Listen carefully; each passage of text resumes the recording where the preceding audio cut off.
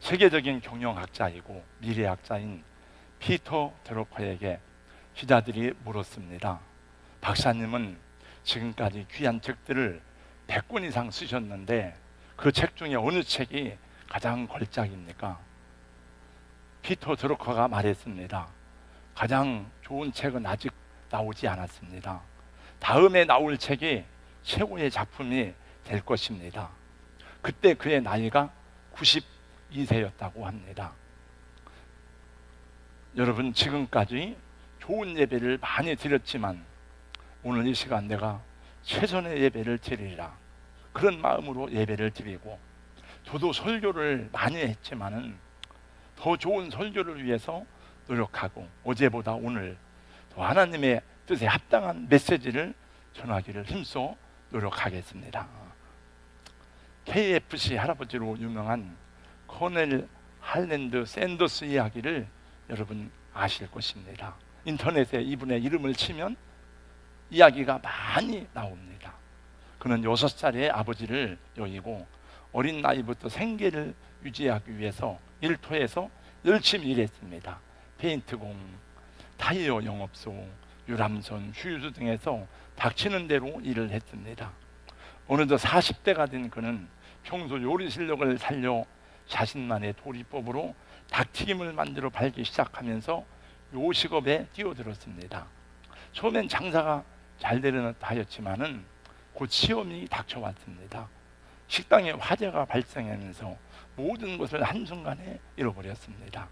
이 어렵게 재기해서 다시 식당을 오픈했지만은 옆에 고속도로가 생기면서 찾아오는 손님이 하나도 없게 되었고 가게는 곧 경매에 넘어갔습니다. 그냥 그럭저럭 살다가 65세가 된 나이에 가진 거 하나 없이 힘든 삶을 살게 되었습니다. 그에게 남은 것이라고는 사회보장금으로 지급받은 105달러가 전부였습니다. 105불을 가지고 무엇을 새로 시작할 수 있단 말인가? 다 늙어서 이 나이에.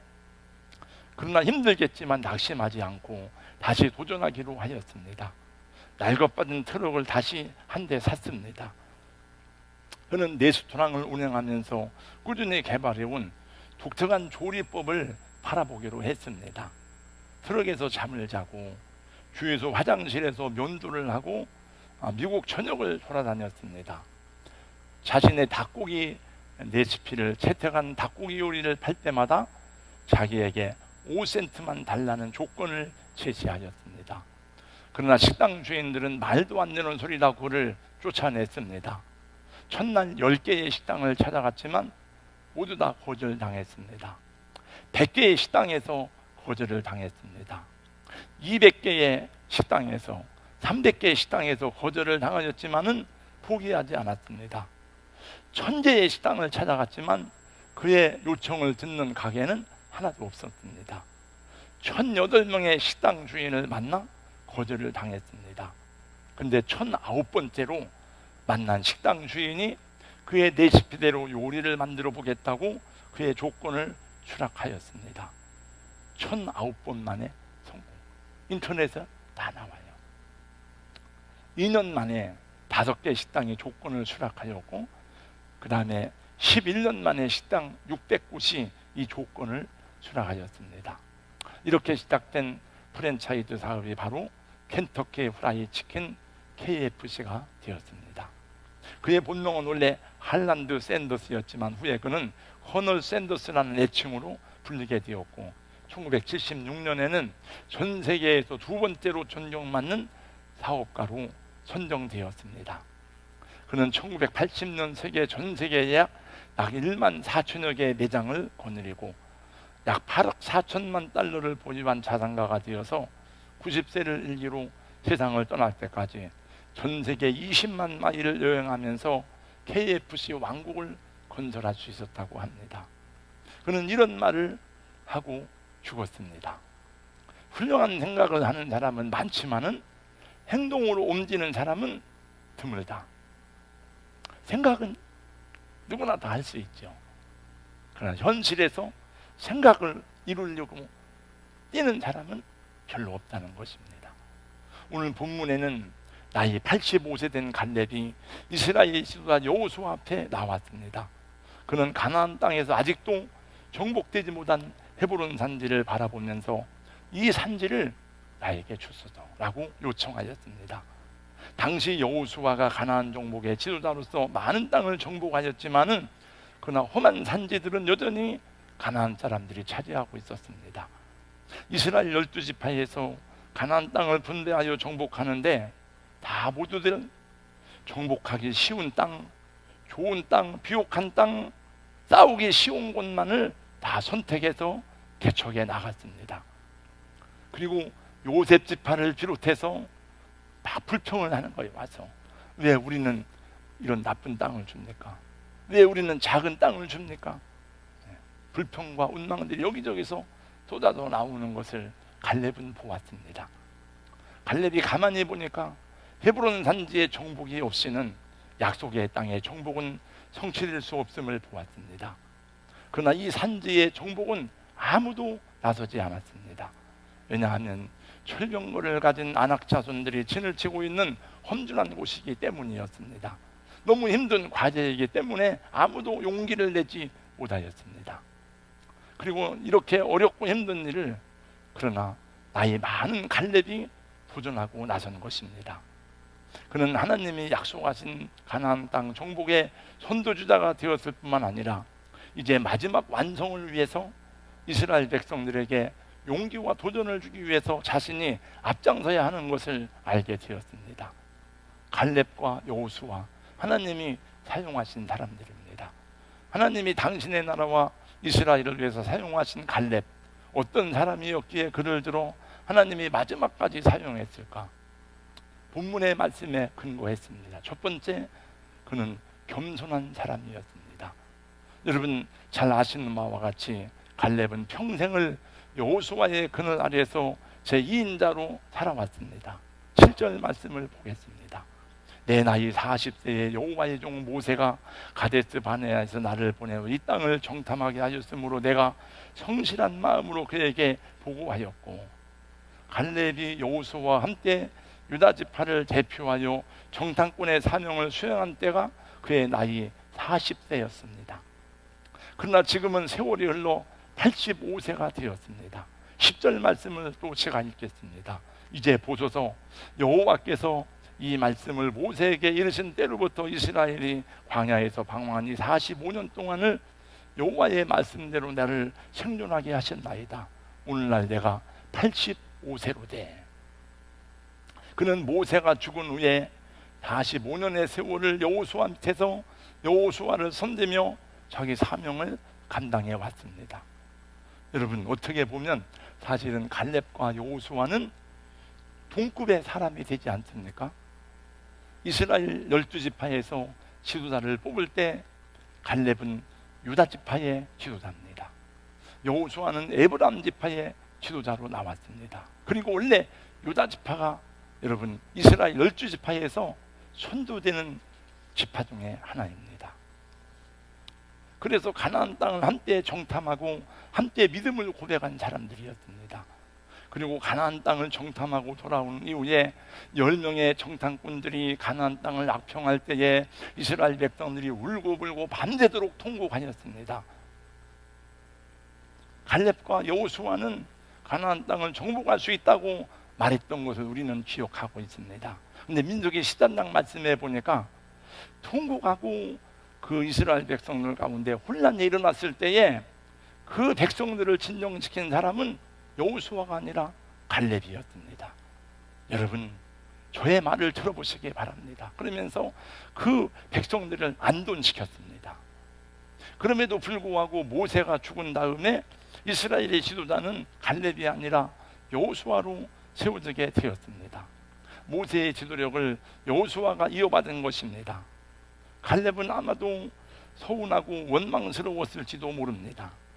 그러나 갈렙은 광야에서도 가나안에 들어와서도 이름 없이 빚도 없이 겸손하게 여호수아의 지도력을 인정하며 여호수아 밑에서 성실하게 자기의 사명을 감당했습니다. 갈렙이 여호수아를 시기하였다거나 여호수아의 지도력에 조금이라도 불편하게 생각한 것이 있습니까? 성경 어디를 보아도 그런 모습은 볼 수가 없습니다. 오히려 여호수아의 충성된 종과 같이 행동하는 모습은 얼마나 아름다운지 모릅니다. 그러니 여호수아가 지도자지만 어찌 그를 존경하지 않을 수가 있고 어떻게 축복하지 않을 수가 있겠습니까? 어찌 이스라엘 공동체가 갈렙을 축복하지 않을 수가 있겠습니까? 하나님이 어찌 그런 사람을 복 주시지 않을 수가 있겠습니까? 베드로전서 5장 5절에 말씀합니다. 하나님은 교만한 자를 대적하시되 겸손한 자들에게는 은혜를 주시느니라. 겸손한 사람은 남을 나보다 낮게 여깁니다. 겸손한 사람은 질투나 시기의 마음을 갖지 않고 자기 자리를 성실하게 지키는 사람입니다. 겸손한 사람은 무엇보다도 자기의 시선을 사람이 아닌 하나님 때 시선을 두고 사는 사람입니다. 하나님은 지금도 갈렙과 같은 사람을 찾고 계십니다. KFC 할아버지로 유명했던 코넬 샌더스 이야기를 하였습니다만 그는 자신의 청장년 시절 상당히 교만한 사람이었다고 회고하였습니다. 그가 경영하던 식당이 화재로 전소하자 깊은 절망 속에 빠지게 되었습니다. 그의 유일한 희망이었던 아들마저 잊어버리고 아내가 그의 곁을 떠나자 그는 일종의 정신적 공황을 깊이 앓게 되었다고 합니다. 그 환갑이 넘어서 국가에서 주는 사회 보장기금을 받게 되는 자리로 전락한 어느 날 그는 예배당 앞을 지나가는데 남루한 차림으로 노래를 부르는 한 여인의 찬송 소리를 듣게 되었는데 그 자리를 떠날 수가 없었습니다. 왜냐하면 자기 어려서부터 어머니에게 배운 게 두 가지인데 두 가지 중에 하나가 어머니의 손에 이끌려 예배당에 가는 것이었습니다. 겸손히 주를 섬길 때 괴로운 일이 많으나 구주여 내게 힘주사 잘 감당하게 하소서. 그 찬송을 듣는 중에 옛 생각이 나서 하염없는 눈물을 흘리게 되었습니다. 그래서 교만하게 살아왔던 지난 날을 회개하고 자신을 낮추어 살기로 결단하였습니다. 그래서 그는 양념통을 들고 다시 일어섰다고 합니다. 이것이 그의 65세 인생 재기의 계기가 된 것입니다. 그가 자신을 낮추자 하나님이 그를 높이시기 시작한 것입니다. 우리 교회는 저보다 많이 배우고 훌륭한 장로님들도 있고 권사님들도 있고 많이 있습니다. 그러나 그분들이 자신들의 지식이나 자기들의 사회적 경험을 앞세워 목회자를 무시하거나 거슬르지 않았습니다. 교회의 리더인 제가 많은 실수와 허물이 있음에도 저를 존중해주고 따라주었기 때문에 교회가 평안하였고 우리의 사역을 지속할 수 있었음에 감사합니다. 우리 사랑하는 성도님들, 우리 집사님, 장로님, 권사님들, 리더가 부족하고 마음에 들지 않는 부분이 많음에도 여러분의 섬김과 수고로 인해서 교회가 평안하게 된 것을 감사하게 생각합니다. 어디를 가든지 여러분 리더를 존중해주고 리더를 세워주는 그런 사람이 되기를 주님의 이름으로 권면합니다. 담임 목사만이 아닙니다. 목장의 목자도 리더입니다. 교회의 장로도 리더입니다. 요전도 회장, 난전도 회장도 리더입니다. 내가 그분들보다 더 생각이 넓고 내가 더 경험이 많고 내가 더 유능해도 그분들을 높이고 세워주는 것이 여러분과 저의 축복이 됩니다. 그러면 하나님이 여러분을 높여 주실 것입니다. 우리 한국교회의 대표적으로 존경받는 목사님을 말하면 수십 년이 지나도 하나같이 하는 말이 한경직 목사님을 얘기해요. 한경직 목사님, 한경직 목사님. 군선교연합회는 한경직 목사님이 세웠습니다. 그 말 한마디면 중요성이 다 드러나더라고요. 사실은 한경직 목사님 밑에 최창근 장로님을 여러분 들어보셨는지요? 최창근 장로님 언제나 한경직 목사님의 격려가 되고 힘이 되었습니다. 목사님, 마음에 소원하는 것은 주저함없이 하시게 하세요. 제가 배우에서 열심히 돕겠습니다. 합니다. 여러분 겸손한 사람이 되시기를 주님의 이름으로 축복합니다. 성실한 하나님의 사람이 되기를 예수님의 이름으로 축원합니다. 두 번째, 갈렙, 그는 강건한 사람이었습니다. 11절을 제가 읽어보겠습니다.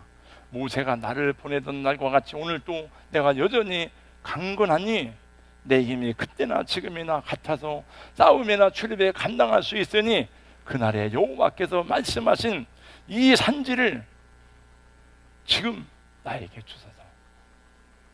그때 갈렙의 나이가 85세.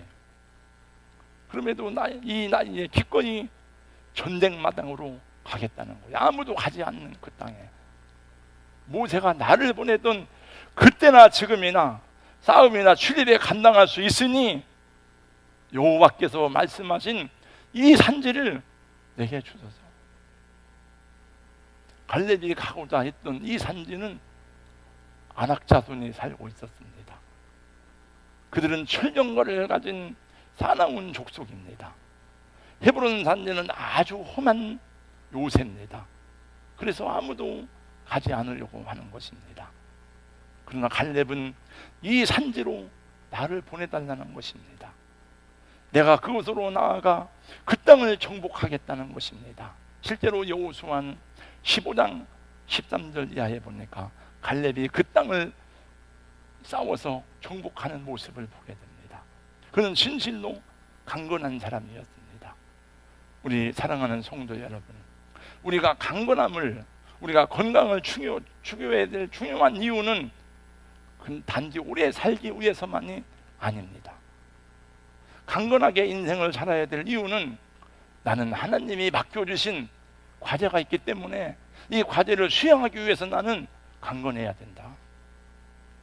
인생을 다할 때까지 하나님의 미션을 수행하다 갈 수 있다는 것이 행복한 일이고 성공적인 삶이 아닙니까? 여러분, 갈렙의 강건함의 비결이 바로 이런 소명의식에 있었지 않을까요? 우리 교회에 출석하는 이 자리에 계신 성도님 가운데 가장 연세가 많은 분 중에 하나는 아마도 김종옥 권사님일 것입니다. 80이 넘었습니다. 1940년생이십니까? 늘 새벽기도를 지키시는 중에 지난 여름에 오랫동안 좀 이렇게 하던 피부에 조직이 좀 이렇게 병이 있어가지고 피부 조직을 도려냈습니다. 아들 병원에 입원해서 이렇게 있다가 퇴원을 했습니다. 저도 생각하기를 이제 권사님 쉬어야 되겠구나. 이제 권사님 새벽에 나오기는 벅차시겠다 하는 생각을 했습니다. 그 아들 의사가 생각해도 어머니 이제는 새벽기도 안 나가셔도 목사님이 다 이해하실 것입니다 라고 생각했을 것입니다. 근데 지난주부터 다시 새벽 예배에 또 나오십니다. 그리고 새벽 예배에 나와서 감사 헌금을 드렸습니다. 하나님, 나의 병을 고쳐주셔서 감사합니다. 그러니 어찌 여러분 주의 종들에게 격려와 용기가 되지 않겠습니까? 아프리카 선교사 리빙스톤은 위험에 직면할 때마다 나는 나의 사명을 마치기 전까지는 결코 죽지 않는다는 고백을 반복했다고 합니다.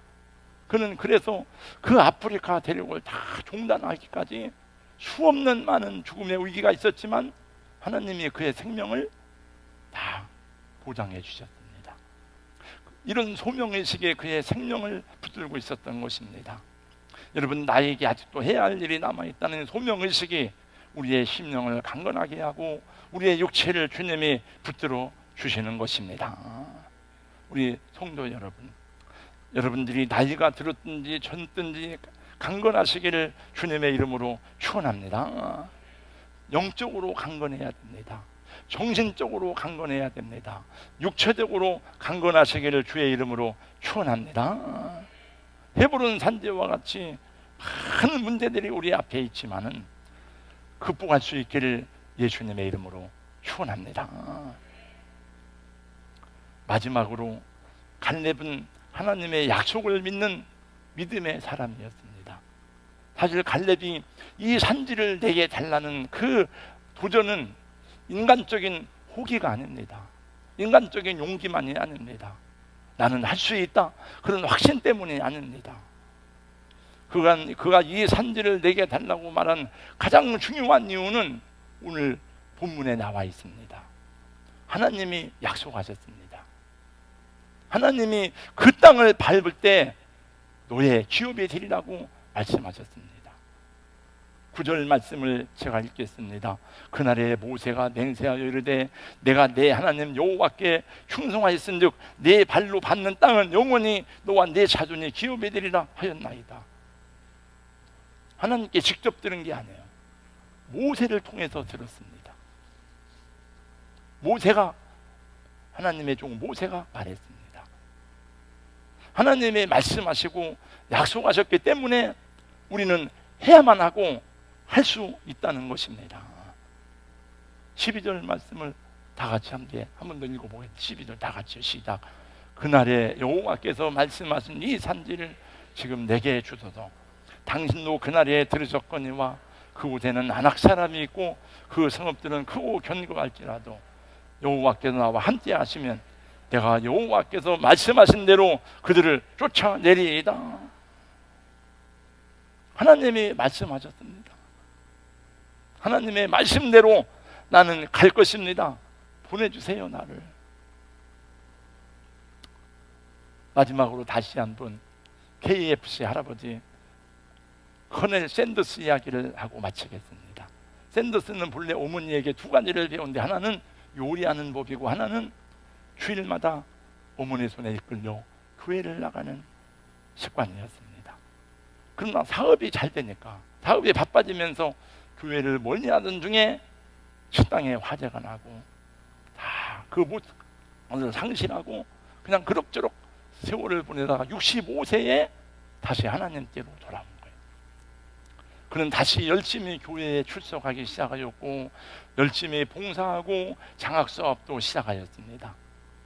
근데 한 번은 자기 교회 대표로 호주의 한 컨퍼런스에 다녀오면서 비행기가 막 이상규를 만나서 요동치는 일을 만났습니다.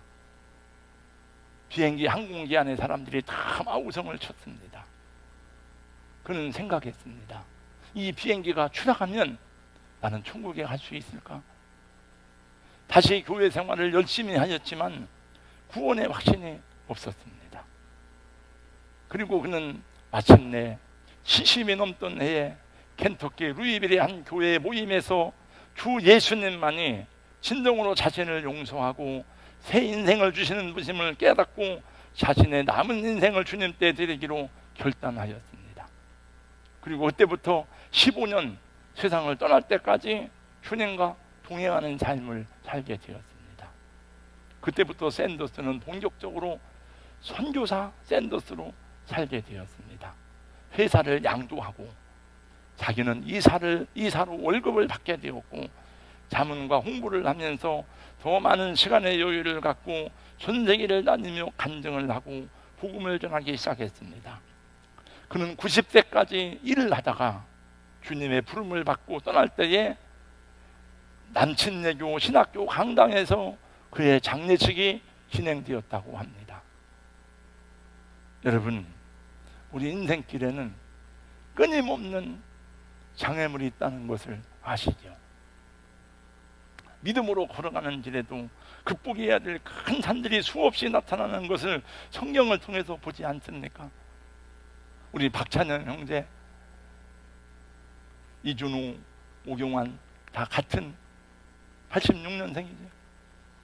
뭔 광야를 많이 경험했을까?